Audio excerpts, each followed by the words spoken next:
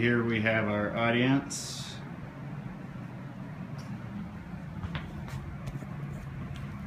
Alright, let's get started.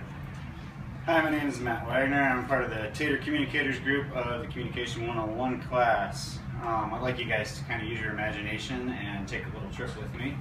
Imagine that we've just gotten done sailing across the Pacific Ocean. We found ourselves down in French Polynesia on a beautiful little island in a beautiful little harbor and cove. Kind of standing out on the front of a boat, lowering down the anchor into the deep blue crystal clear water. As the anchor goes down, it finally hits down to the bottom, hits the sandy bottom, sand explodes, and you can still see it crystal clear because of how beautiful the water is. This all kind of sounds like paradise, but then we wonder, how did we get there? We got there by sailing.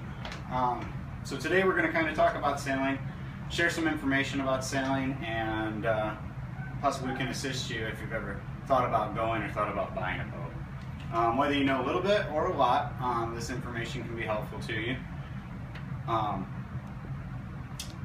Even in Idaho, where we are landlocked and we don't get a lot of exposure to the ocean or different ways of sailing, everybody can learn a little bit. And even if you do know a lot about sailing already, I brought some cool pictures, so enjoy looking at those. I grew up on Lake Erie. I've been sailing most of my life. I've owned many different boats, both motorboats and sailboats. And I worked professionally on a boat in Tahoe for many years, also owned a sailboat in Tahoe too. Most of my library is boat related. I'm kind of a boat nut, and most of those books I've even read multiple times. We're going to talk today about three main points. One of them is going to be the purpose for sailing. What kind of sailing do you want to do as a person, and what kind of sailing do those people do? The different hull types and the different sailing rigs that we can put up on top of the boat to propel it. We'll start off with that purpose for sailing. The first one's going to be day sailor. This is going to be people that basically just go out for a day, pack it up, bring it back. It's going to be very low cost.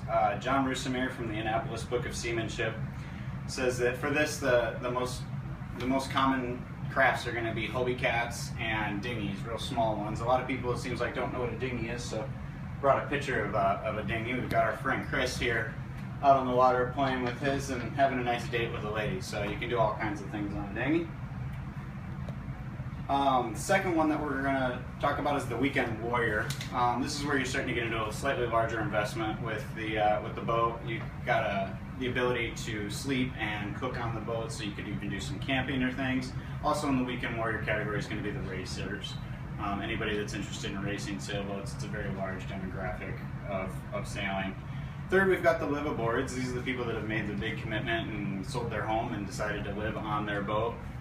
For the liveaboards, you're either kind of a coastal cruiser where you stay close to the shore, or you are going to head on out into the open sea, cross oceans, and go from continent to continent. Now that we know the different purposes that what you can do with a sailboat, let's take a look at the types of hulls that would suit each purpose. The first one's going to be a monohull.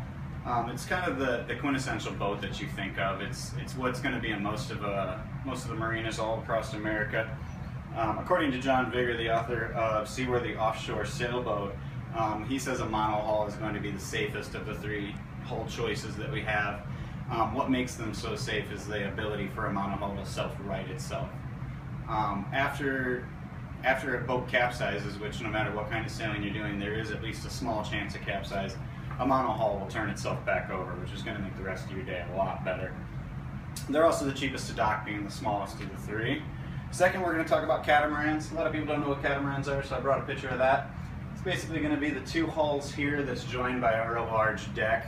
Catamarans are going to be kind of the Cadillac of your sailboats. They're the largest and the most comfortable by far, but also according to John Vigor in that book, he states that they are just not going to be safe because they've lost that self-righting capability. Thirdly is the cost of a catamaran. It's kind of a drawback. They are the most to buy, the most to maintain, and by far the most to dock. Third, let's talk about trimarans. These aren't very common, but you won't see them in too many marinas, but they are definitely an option, especially if you are interested in racing. This is actually a racing application here. You can see with the trimaran, they have kind of their main monohull body with two large outriggers on the side. racing is going to be the prime application for those, and a lot of times you're going to need to get into a bigger budget to get those. For motor sailing, it's typically disliked by the purists of sailing. It's going to be basically a speedboat with a mast and sails on top. The one big plus side to those is that you are going to be able to get out of an emergency a little bit quicker and safer if you are to ever get into it. Sailboats aren't known for their speed. Now that we know the different hull type and different purposes, let's look into different sail plans. To start off, there's thousands and thousands and thousands of sail plans that we could talk about. We won't get too deep into it. We'll talk about the two most popular. First one's going to be a sloop, which is going to be the 2-sail rig with one up front and the main in the back. This is going to be the most efficient and most common. Second, we're going to talk about the cutter. The main difference between a cutter and a sloop is that they'll have the 3-sail plan here. By breaking up the sail area between the 3 sails, you end up spending less effort and you have a lot more options if you were to get into a sticky situation. A lot of sailors really like to have options when they're out on the water. So now we all have a lot more information that we can consider if we're ever talking about getting a sailboat. We've covered different purposes of sailing, all the different hull types, and all the different sail plans. I'd like to kind of take us back to that daydream in Tahiti. That's always been kind of my retirement dream. I've always thought it sounded pretty nice to be laying in my hammock on the deck of a boat in a beautiful island cove. One last thing to leave you with, all of us sailors definitely know this well, is that after talking about ships, it is not the ship so much that as the skillful sailing that assures the prosperous voyage. Thank you much.